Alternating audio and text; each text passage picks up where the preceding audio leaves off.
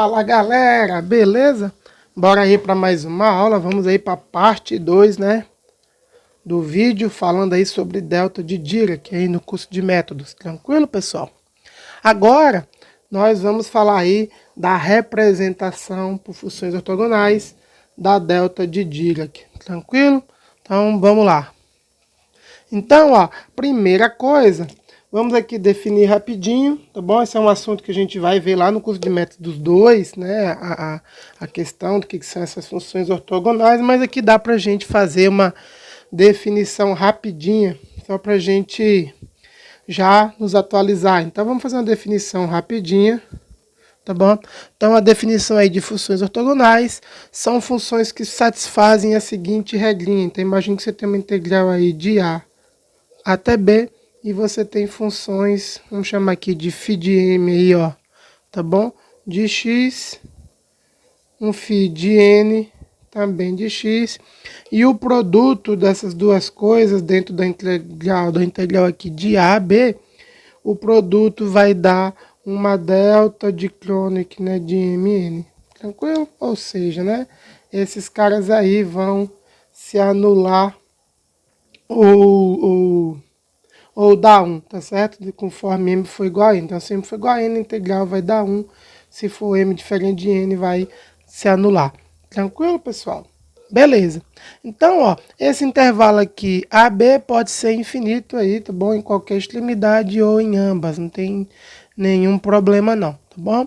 Então, ó, usa-se esse conjunto aí, ó, φ de m, a gente vai usar ele, a gente vai considerar que essas funções são ortogonais, então vamos pegar um conjunto de φ de m para expandir a nossa delta de Dirac e vamos brincar um pouquinho para ver o que que acontece com isso aí.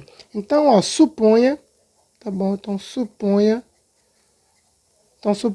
que a nossa delta, tá bom? Que a nossa delta aí de Dirac, vamos colocar no x de menos t, tá bom? Então aqui é a minha origem, estou chamando aqui de t, por exemplo, ela possa então ser expandida como uma combinação de funções ortogonais. Essa aqui vai ser a nossa lógica. Então, ó, vamos expandir ela aqui. Então, é um somatório, né? Obviamente, é uma expansão, uma combinação. Então, ó, de funções e infinitas funções. Então, nós vamos ter aqui um termozinho, né? Como se fosse uma espécie de constante, né? Que vai ajustando essa relação aqui em t, com meus φ de n aí em x. Então, eu quero fazer uma expansão da delta dessa maneira, tá bom? Então, os nossos coeficientes aí da expansão vão estar na variável t aí, para facilitar. Então, ó, o que a gente vai fazer? A gente vai tentar calcular a integral de uma função também ortogonal, tá bom? Junto com a delta de Dirac. Essa aqui vai ser a nossa lógica aí. Então, ó, brinca o seguinte. Então, ó, logo, dado essa brincadeira, se a gente fizer a seguinte integral aí, ó, delta de x menos t. Agora vamos pegar uma φ de m, tá certo? Para mudar o índice para não ser o mesmo índice que a gente usou aqui. φ de m de x dx, a gente vai já saber fazer essa continha, porque olha só, qual que tem que dar esse resultado? A gente pegar o resultado original, vamos fazer de duas maneiras, tá bom?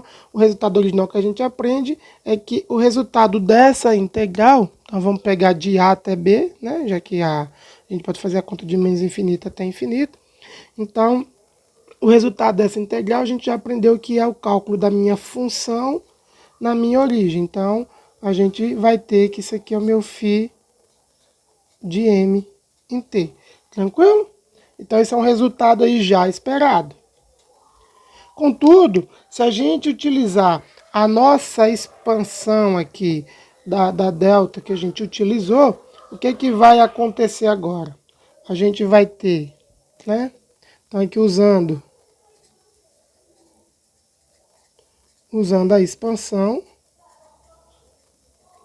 a gente vai refazer a nossa conta. Então, nós temos integral de A até B, delta de x menos t, de f de φ de m de x, né, esse dx.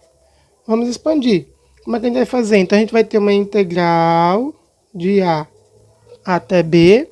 Então, a nossa delta a gente vai escrever como a nossa expansão de n igual a zero a infinito, de AN de T, φ de N de X, olha lá, vai aparecer φ de M de X dx. Legal? Aí, o que não depende de x, você já percebe que a gente pode tirar da nossa integral.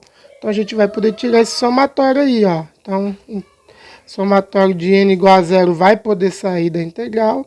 Vai ficar o meu AN de T.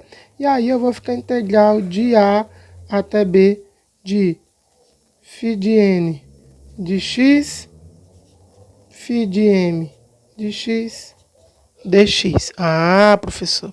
Então, fraguei. Se essas funções que eu estou usando para expandir, elas são ortogonais, então eu já sei que tem que dar a minha delta aí, né? De Kronecker. Então, esse carinha aqui que eu estou usando, vamos fazer aqui com uma letrinha. Então, esse carinha aqui, o resultado dessa integral toda, né? Integral da integral toda, né? Vou até sublinhar aqui, ó. Ela tem que dar a minha delta de Mn. Foi isso que a gente viu. Então, se é delta de Mn, não vai mais fazer sentido o somatório.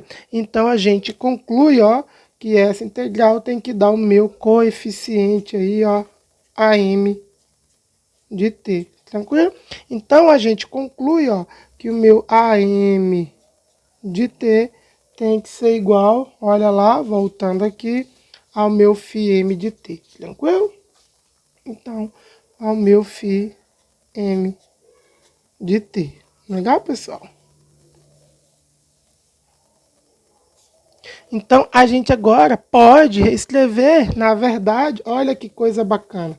A gente pode, então, reescrever, na verdade, a expansão da delta, agora vai ficar bem bonitinho. Então, logo, ó como é que vai ficar a nossa expansão, ó. O delta de x de t, ou de x menos t, é igual, então, na verdade, ao somatório, não é isso, ó, de n igual a zero a infinito, a um φ de n de t. A gente agora pode mudar. Então, cuidado para não confundir. Deixa eu voltar aqui para vocês verem, tá bom? A gente tinha o coeficiente, só que eu estou substituindo o meu coeficiente pela minha função φ agora, porque a gente viu que o coeficiente em t é igual a função ortogonal em t, beleza? Então, coloquei em t, mas o meu φ de n, tá bom? Em x, é assim que a gente chegou. E aí ficou uma coisa bem interessante, que dá pra gente perceber. Então, note que agora que a gente vê que isso aqui é uma função ortogonal em t e é uma função também ortogonal em x, se eu alterar aqui, ó, a ordem dentro desse somatório, vocês concordam que não vai fazer diferença nenhuma, né? Ó, se eu escrever assim, ó, φ de n em x vezes φ de n em t, portanto, significa dizer que isso aqui pode ser a delta de t menos x. Tá vendo? Que legal? Então, isso aí é uma conclusão bem interessante. Então, a gente já vê, né, uma provinha que eu tinha deixado para vocês fazer aí de outras maneiras, mas a gente conclui que a delta de x menos t é igual a delta de t menos x, tá bom? E de quebra ainda mostrei para vocês aí uma maneirinha simplesinha de escrever elas em termos de funções ortogonais, tá bom? Então, um exemplozinho aí bem simples, tá bom? É que o pessoal escreve aí a função delta, tá bom? Nas séries de seno lá para a série de Fourier. Então, um exemplozinho aí de aplicação é a delta de x menos t igual, por exemplo, a 2L somatório de n igual a 1 aí até infinito, de seno de npt sobre L,